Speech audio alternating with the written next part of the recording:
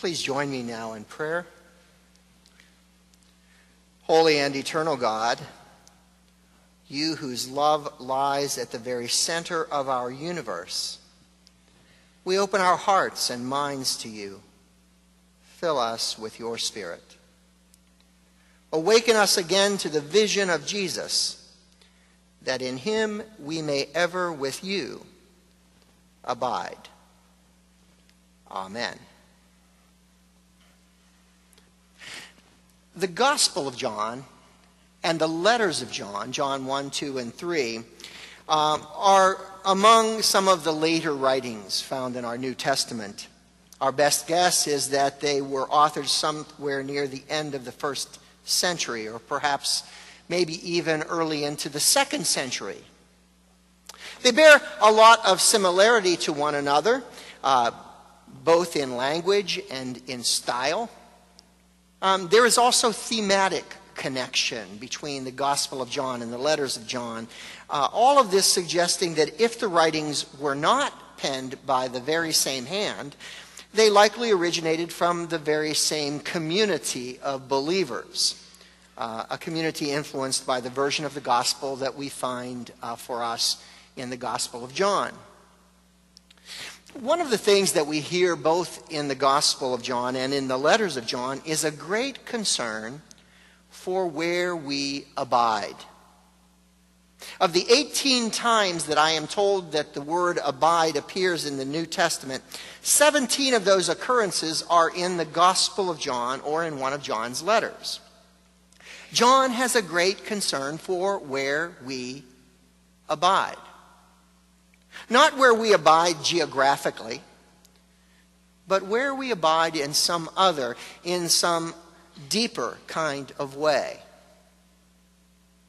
The word in our Bibles that we often translate as abide is the Greek word meneo.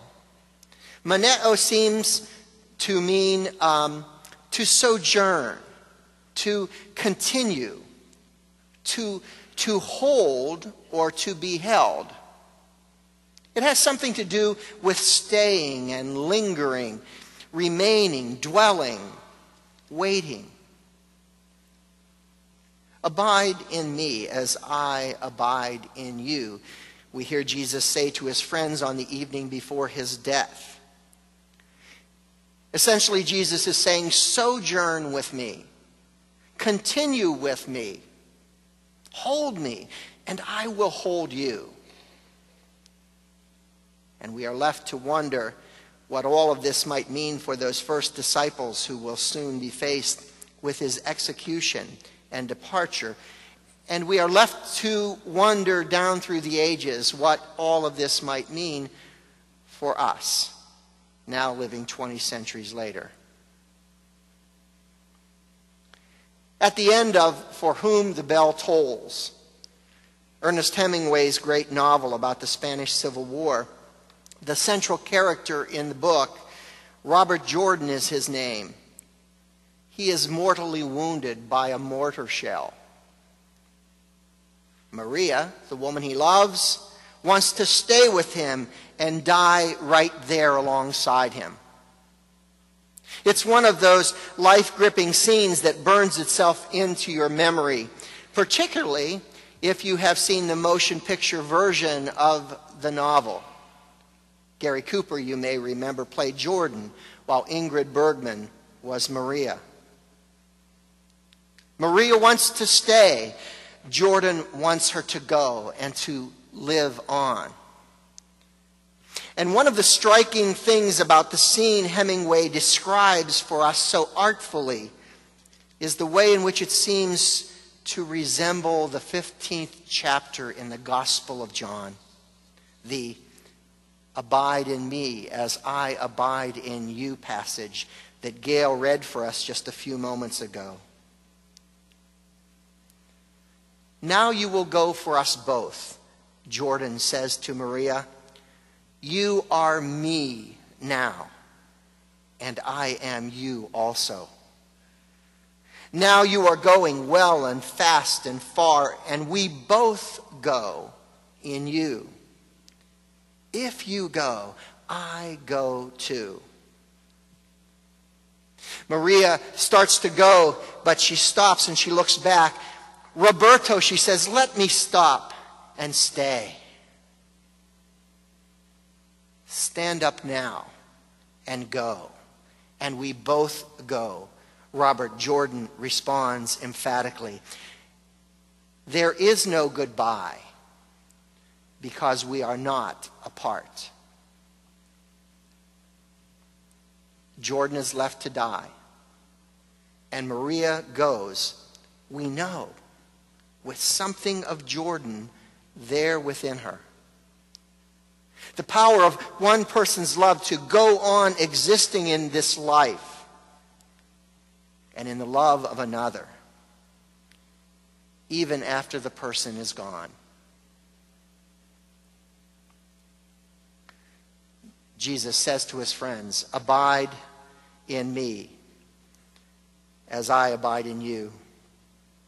As the Father has loved me, so I have loved you. Abide in my love.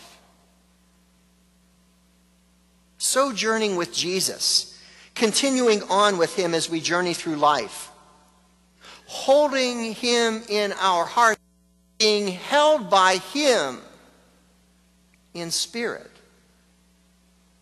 has everything to do with love. More specifically, it has everything to do with embracing and replicating the kind of love that God has shown us in giving us Jesus. When our lives take on the character of Jesus' love, it is as if our lives become branches of the one true vine. I am the vine and you are the branches, Jesus says to us. Those who abide in me and I in them bear much fruit. As I said with the children this morning in the children's time, this morning at our 11:15 worship service, 10 young women and men will declare their desire and intention to essentially abide with Jesus. And they will do so through the rite of confirmation. These past 9 months, they've studied under the direction of some wonderful lay teachers, Mike and Angel Fisher, Ruth Reeder, Ken Nettleton. Have I missed anybody? As well as Pastor Linda and myself. They've discovered and they searched and they've opened themselves. And each of these 10 young folk, they have come to learn more clearly what it means to be a part of the church community. What it means to embrace the real presence of God in life each day. And to represent and represent Jesus through their living. Today we celebrate their lives. And together we look forward to the faithful people they are destined to become. In the first letter of John, chapter 4, John will eventually write these words. He will say, by this we know that we abide in him. By this we know, we are certain, we are confident that we abide in him. Because he has given us his Spirit. May the Spirit of Jesus, the true vine, may it embrace us, that as faithful branches, abiding in his love, we may bear the fruit of love, rich and abundant. Amen.